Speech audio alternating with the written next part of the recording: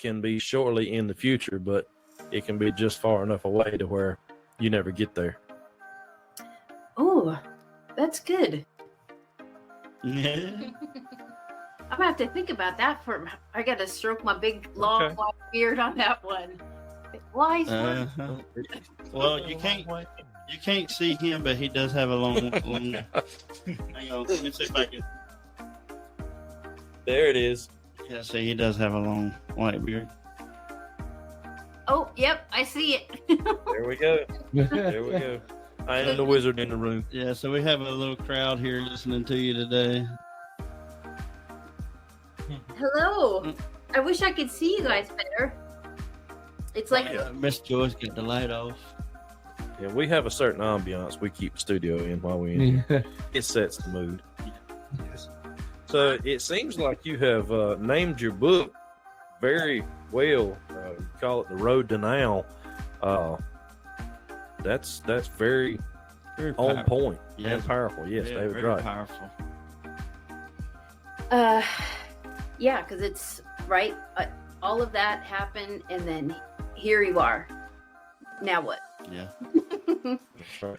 And yeah, exactly. So can you give us a brief backstory? Like, we're not going to jump all the way down in your business for the first time having you on the podcast, but along as we record week after week, we would love to have you back anytime you're willing to and get more in depth with you. But just take us a little bit from the start and kind of give us a small little background on where it was and what led you to say, you know what, this needs to be on paper, and to the point to where you put the book out and you finally reached that, I guess you could call it a peak. Right. So without, getting into the big, gigantic story of it all,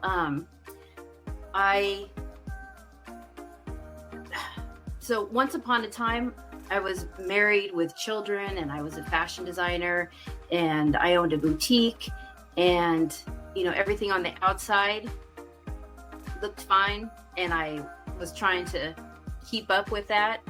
But I had some complications with my second pregnancy, and that was kind of the beginning of the end for me. That's where my whole like kind of journey of crashing and burning started. And innocently enough, and this is another reason why I think I need to share it, is because anything can happen to anybody at any time.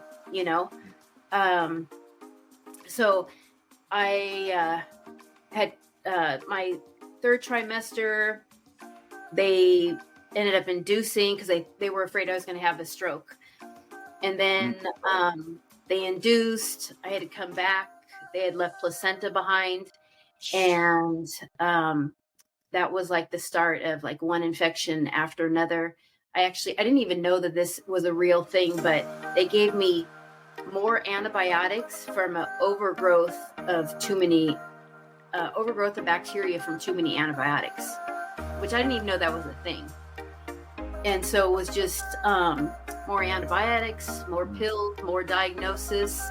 And fast forward, I get addicted to my doctor prescribed pain pills. I also went through some postpartum depression. And, when you're in it, you don't really know how in it you are until all of a sudden you go, what is happening here? And I was in a cycle of going to the doctor and a new diagnosis, a new medication. And, if you don't look sick, it's kind of hard to advocate for yourself because nobody really hears you. It's like, well, go to the doctor. What's your doctor say?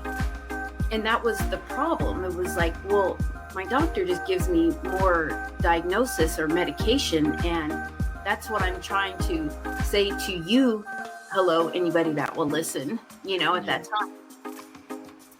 time. So fast forward again, I end up, because I kept going to the doctor and I kept getting more medications and more, no answers, just more medication that would make me feel worse. And then I'd go back and I'd get more.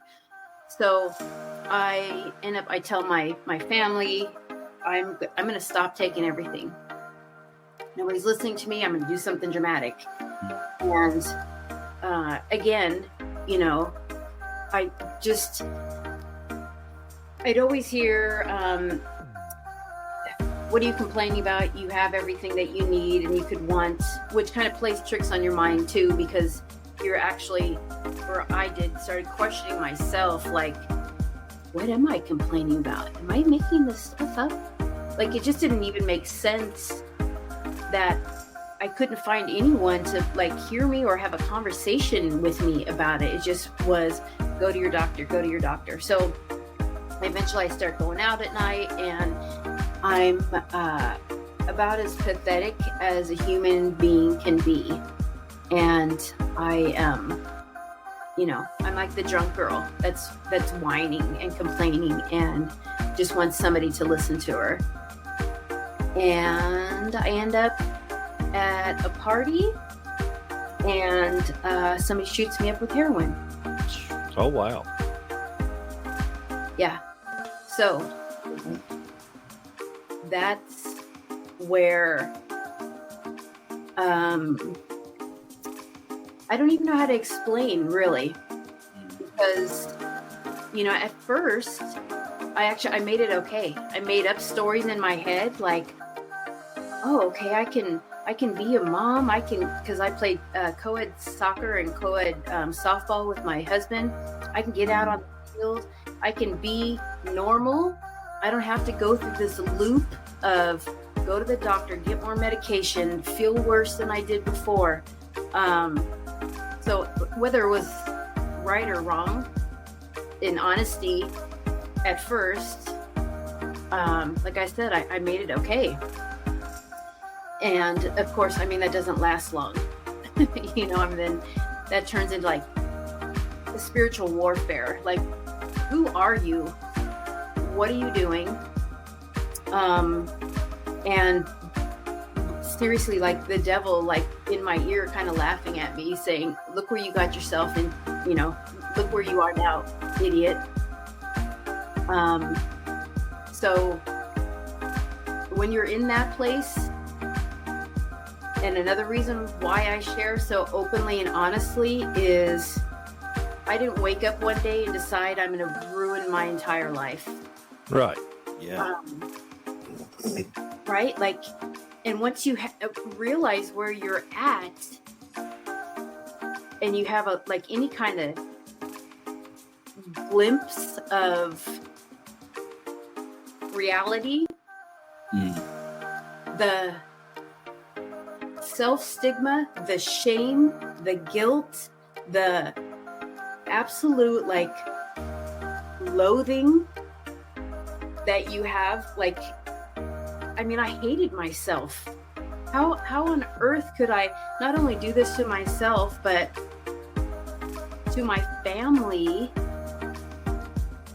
that supposedly I'm saying that I love? Well, if I love them and care for them, how am I finding myself here? Right? Because you, right. Again, it's like when you're in it, like the rational thought process of like how things happen to how I got there, that didn't exist anymore. It didn't matter. What mattered is where I'd found myself. So, I ended up back at, I kept trying to do, I mean, I finally, you know, I'm trying to turn things around. I went and I was doing outpatient, but the problem was just getting off the drugs wasn't the problem, because I still periodically was going to the hospital. I still had the initial physical ails, right? So there were times where, because I ended up having a break, I went to a mental institution, and there's one night I'm walking around in circles and I'm rubbing my stomach, like 2-3 o'clock in the morning, and there is I'm assuming a nurse behind like this nurse's station, and she doesn't ask me like, you know, how are you? Can I help you? What do you need? she's yelling at me to go back to bed. It's, middle of the, early morning, whatever, go back to bed, go back to bed. And I'm rubbing my stomach and I'm in pain, but my head is on like so sideways. I'm actually thinking that I am this terrible human being that made up the pain to get drugs. Isn't that kind of what I'm hearing from everybody? Mm-hmm. Do those kind of drugs? Like you are who I used to be, like didn't exist. Yeah. Right. And once you find yourself there too, good luck trying to advocate for yourself. Yeah. I am the labels. And I had also been misdiagnosed bipolar. So they had put me on antipsychotics and mood stabilizers. So if I wasn't swinging from the chandeliers, I was definitely by this time. But in any case, I'm rubbing my stomach and I fall to my knees and an ambulance has to pick me up and take me to the emergency. And this time they said it was either diverticulitis or colitis. And they send me back with antibiotics and pain pills. And here I am again. I said, please, somebody hear me. This is exactly how this started. Yes. This is how I got to where I am now. As if the hole wasn't deep in another deeper hole. Like a perpetuating cycle. Almost. Yeah. And you, it's a miracle. I've had miracle after miracle happen in my life because, there was too many things that had happened that I shouldn't be able to be sitting here. I ended up homeless with nothing. I had lost everything. And, you get to really see, I understand, like, logically, look what you were doing. You scared the shit out of everybody. Right. Right? You made them question their own reality. I understood all of that. But when you're that low and you're just hanging on for anything, right? Like one little move in the wrong direction is another step closer, like to like life or death. Like, am I going to make it out of this? Obviously I did, but that was just, because I told on myself, because I had tried, doing and getting the help, and I'd end up back in the hospital. I'd have reactions to medication. It just on and on and on and on. Mm-hmm. And what finally helped me was, fast forward again, I ended up in a dual diagnosis, which was for mental health and addiction. And I was kind of, it's like under lock and key. I needed hand holding, because what kept getting me in trouble before too is what people's assumptions are around mental health and or addiction is, I kept hearing like, get your shit together. Mm-hmm. Like, if I knew how to get my shit together, I would have got it together a long time. That's right. We wouldn't be in this situation. Yeah. So take me to that first success point. Take us all there and where it was that you actually seen that one little bit of light through the tunnel that says, hey, I'm going to be okay. And I guess what we're looking at is where you are from that to that point of now being an author and being successful. Well, there's there's different points. Or I think originally there was a time where it was right before I had told on myself, and I'm back at the place where all of this had originally started, at this apartment, and this was my routine. Because again, I'm functioning. I'm not, this person in the movies, the person that you see like nodding out, that can't walk and sit up straight, and Right. like I said, I'm playing co-ed soccer and softball. We played indoor soccer, and I'd go out the side and I'd throw up and I'd come back out. It was absolutely insane. But I was like trying to keep up. I didn't want to lose my family. I didn't want to lose my life. I didn't want to lose, right? So I'm, trying to rationalize totally irrational things and behavior. In any case, my routine was I went, and it like in the morning sometime, and I would buy enough to do then, and then throughout the day, and then enough to last me to kind of start the whole thing over the next day. So I did that. I bought that, and I am bawling my eyes out, and because I'm trying to figure out, like, I know that I need to tell my now ex-husband.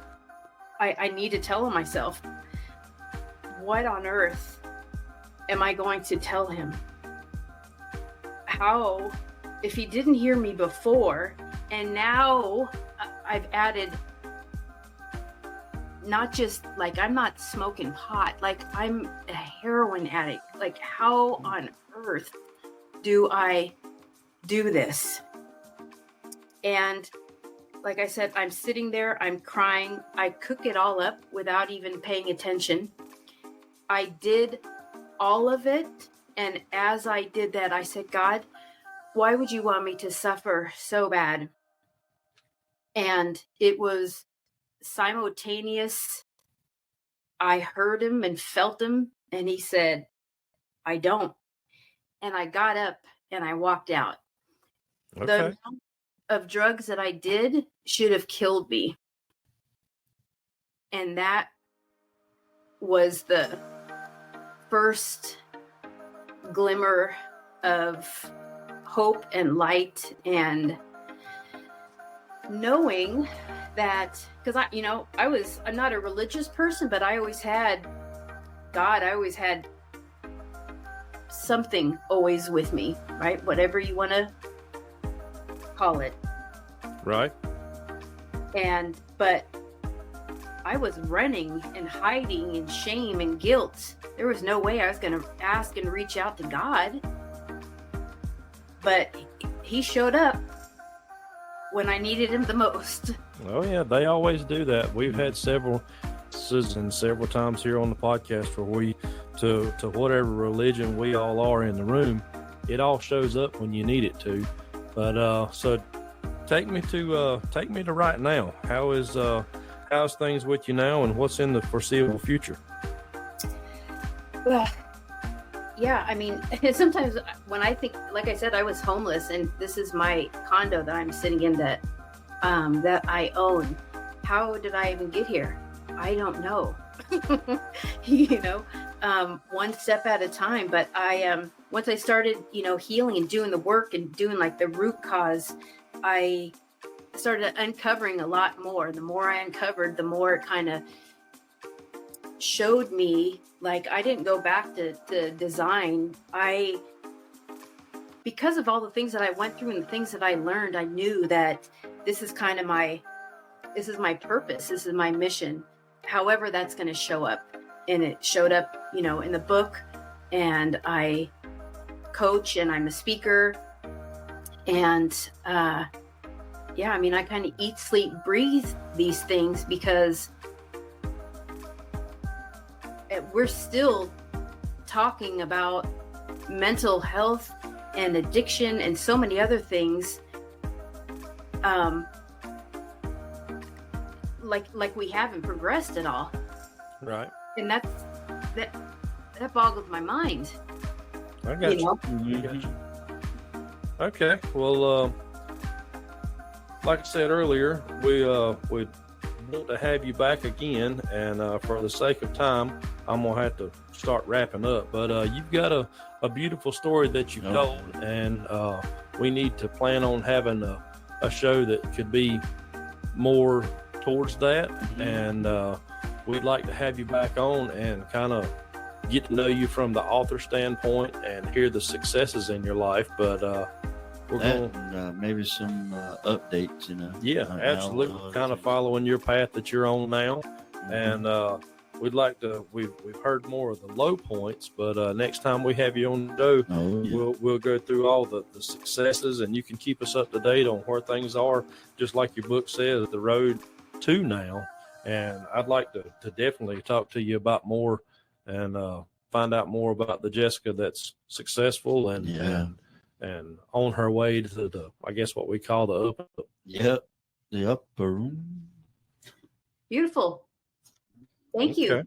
Yes, All yes. right. So go ahead and I guess give our listeners everywhere that they can find your book. So it's on Amazon, or you can find me or the book at jessica-summers.com. Like I said, I'm a coach and a speaker, and I'm working on a second book. Thank you for saying, follow me along, because, there is the now is the other side of everything that I'm doing now. So that's good stuff. So okay. Well, once again, we appreciate you coming on the show, and we'll be back in touch with you. And from now to then, we hope that all is well, and yes, ma'am. You keep